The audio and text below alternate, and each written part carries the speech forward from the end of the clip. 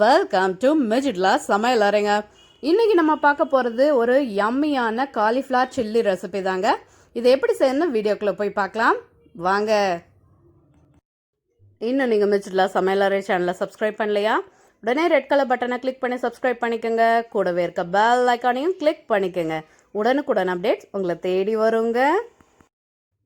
இன்னைக்கு நம்ம பண்ண போகிறது காலிஃப்ளவர் சில்லி ரெசிபி. அதுக்காக ஒரு முழு காலிஃப்ளவர் எடுத்து வச்சுருக்கேன். இப்போ இதை தோல்லாம் சீவிட்டு குட்டி குட்டி பீஸாக கட் பண்ணிக்கலாம். இப்போ கட் பண்ணி எடுத்துகிட்டு வந்துட்டேங்க. இதை நம்ம சுடுதண்ணியில் கொஞ்சம் போட்டு நல்லா வாஷ் பண்ணிக்க போகிறோம். அதுக்காக நான் ஒரு பவுலில் சுடுதண்ணி அடுப்பில் வச்சு அதை ஹீட் பண்ணி எடுத்துகிட்டு போகிறேன். இப்போ தண்ணி அடுப்பில் வச்சுட்டு வந்துடுறேன். இப்போ நம்ம அடுப்பில் தண்ணி வச்சாச்சு. இந்த தண்ணியில் லைட்டாக ஓரளவுக்கு சூடாகணும். கை பொறுக்கிற அளவுக்கு சூடானால் போதும். சூடான பிறகு இந்த மாதிரி பபிள்ஸ் வந்த பிறகு நான் இதில் 1/2 டேபிள் ஸ்பூன் தூள் உப்பு சேர்த்திக்கிறேன். சேர்த்திட்டு இது கூடவே நம்ம வச்சுருக்க காலிஃப்ளவரை போட்டுடலாம். அடுப்பை ஆஃப் பண்ணிட்டு தாங்க இதெல்லாம் சேர்த்தணும். நீங்கள் கொதிக்க விடக்கூடாது. இதை சேர்த்தி ஆஃப் பண்ணிவிட்டு அந்த சுடு தண்ணியில் இதை போட்டுட்டு ஒரு 5 மினிட்ஸில் இதை வாஷ் பண்ணி எடுத்துக்கலாங்க. இப்போ இது ஒரு சைடு இருக்கட்டும். அடுத்து நம்ம மஷ்ரூம் சில்லிக்கான பேஸ் ரெடி பண்ணிடலாம். ஒரு பவுலில் 1/4 கப் மைதா மாவு சேர்த்துக்கிறேங்க. இது கூடவே 1/4 கப் கார்ன்ஃப்ளவர் சோள மாவு, அது கூட 1 டேபிள் ஸ்பூன் அரிசி மாவு சேர்த்துக்கிறேன். 3/4 டேபிள் ஸ்பூன் மிளகாய் தூள், 1/2 டேபிள் ஸ்பூன் மல்லித்தூள், 1/4 டேபிள் ஸ்பூன் கரம் மசாலா தூள், இதுக்கு தேவையான உப்பு, அதாவது 1 டீஸ்பூன் தூள் உப்பு சேர்த்திக்கிறேங்க. இதை சேர்த்திட்டு நல்லா கையாலே நம்ம கலந்து விட்டுறலாம். இதை ஃபுல்லாக சும்மா கலந்து விட்டுட்டு அதுக்கப்புறம் இதில் கொஞ்சம் கொஞ்சமாக தண்ணி சேர்த்தி கலந்து எடுத்துக்க போகிறோம்.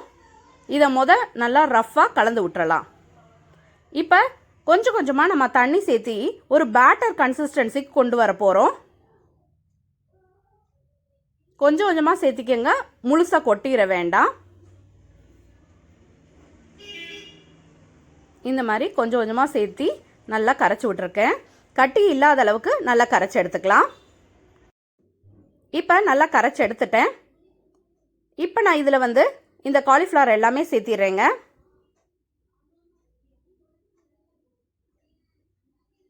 சேர்த்திட்டு இதை நல்லா மிக்ஸ் பண்ணி விட்டுறலாம்.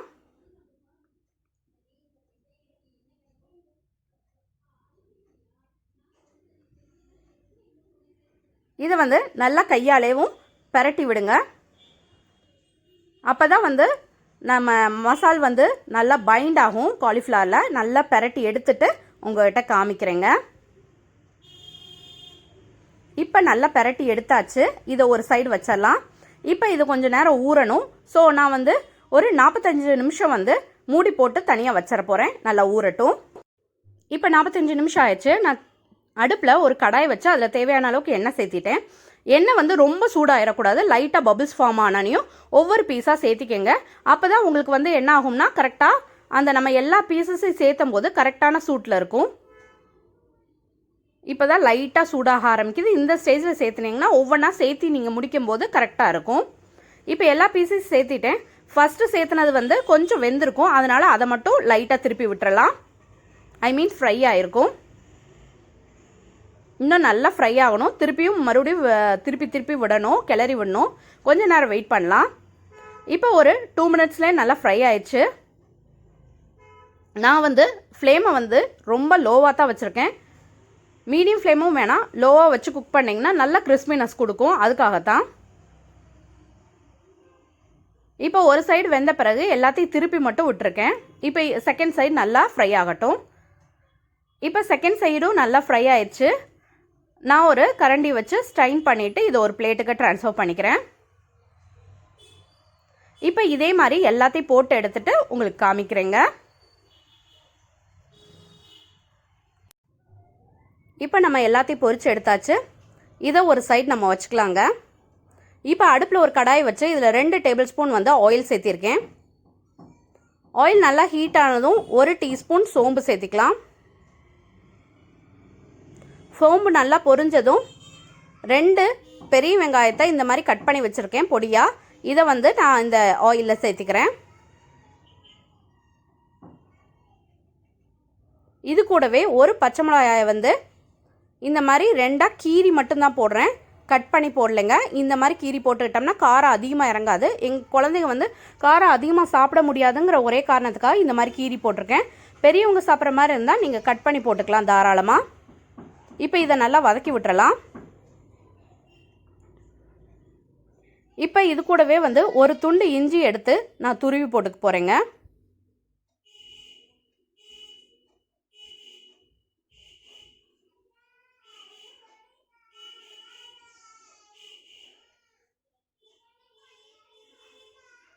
நம்ம இஞ்சியை வந்து ஃப்ரெஷ்ஷாக துருவி போடுறோம். அதுக்கு பதிலாக நீங்கள் வந்து இஞ்சியை தட்டியோ இல்லை வந்து விழுத அரைச்சும் போட்டுக்கலாம். நம்ம இது கூட பூண்டையும் துருவி போட போகிறோங்க. நான் சொன்ன மாதிரி ஃப்ரெஷ்ஷாக அரைச்சோ இல்லை துருவியோ போட்டிங்கன்னா ரொம்ப நல்லாயிருக்கும். நான் இப்போ வந்து 2 பல் பூண்டை வந்து துருவி போட்டுக்கிறேன். நம்ம ஃப்ரெஷ்ஷாக செய்யும்போது இந்த இஞ்சி பூண்டு பேஸ்ட்டோ இல்லை எதையோ தட்டியோ போடும்போது அதோட டேஸ்ட் வந்து கூடுதலாக இருக்கும். அதுக்கு பதிலாக நீங்கள் கடையில் வாங்குகிற இஞ்சி பூண்டு பேஸ்ட்டை யூஸ் பண்ணி செஞ்சிங்கன்னா இதோட டேஸ்ட் வந்து கொஞ்சம் மாறுபடும். அதனால தான் சொல்கிறேன். இப்போ நம்ம பூண்டையும் நல்லா துருவியாச்சு. இப்போ துருவி எடுத்த பிறகு இதை வந்து நல்லா கிளறி விட்டுருங்க.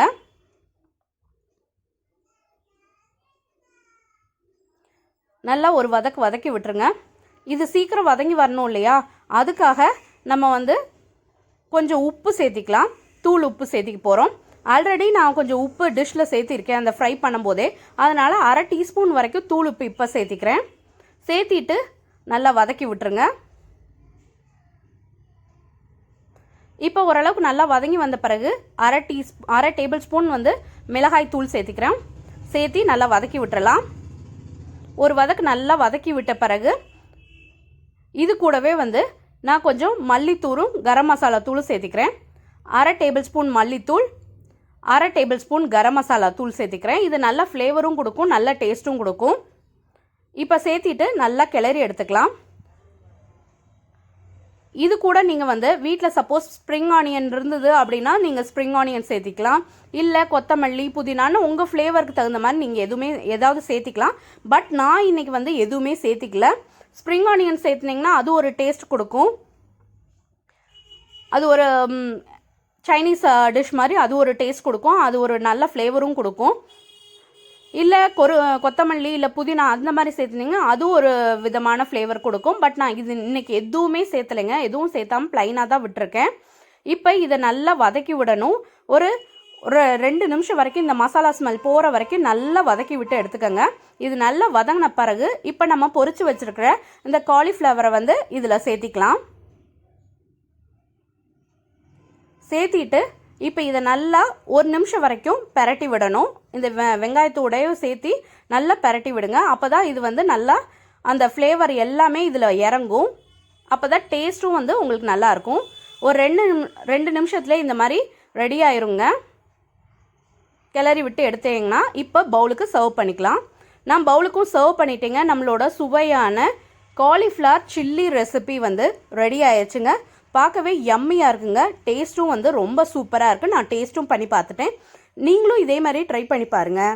ட்ரை பண்ணி பார்த்துட்டு எப்படி வந்துச்சுங்கிறத மறந்துடாமல் கமெண்ட் செக்ஷனில் கமெண்ட் பண்ணுங்கள். இந்த வீடியோ உங்களுக்கு பிடிச்சிருந்தா என் வீடியோவை லைக் பண்ணுங்கள், ஷேர் பண்ணுங்கள், கமெண்ட் பண்ணுங்கள். என் சேனலுக்கு நீங்கள் புதுசாக இருந்தால் என் சேனலை சப்ஸ்கிரைப் பண்ணிக்கோங்க. கூடவே இருக்க பெல் ஐக்கானை மறந்துடாமல் கிளிக் பண்ணிக்கோங்க. இன்னொரு வீடியோவில் பார்க்கலாங்க. Until I meet, it's signing off from Michutla. Thank you. Bye.